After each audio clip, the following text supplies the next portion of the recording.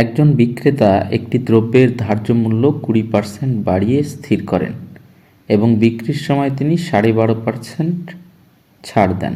তার লাভের শতকরা হার নির্ণয় করো।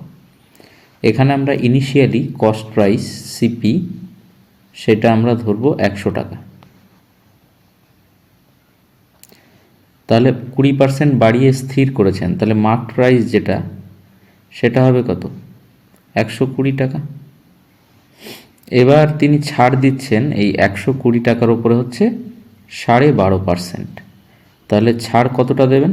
120 ইন্টু 12.5 বাই 100 ইন্টু 10 করে দিই নিচে,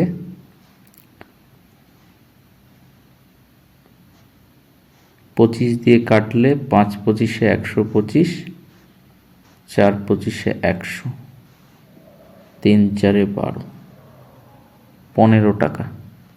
15 টাকা হচ্ছে ছাড় দিচ্ছেন। তাহলে সেলিং প্রাইসটা কত হবে? সেলিং প্রাইস হবে 120 মাইনাস 15, 105 টাকা। তিনি প্রথমে কিনেছিলেন কত দিয়ে? 100 টাকা। তাহলে লাভ হচ্ছে কত? 5 টাকা। 100 টাকার উপরে যেহেতু 5 টাকা লাভ, তাই লাভের পার্সেন্টেজ কত হবে? Option A, 5%।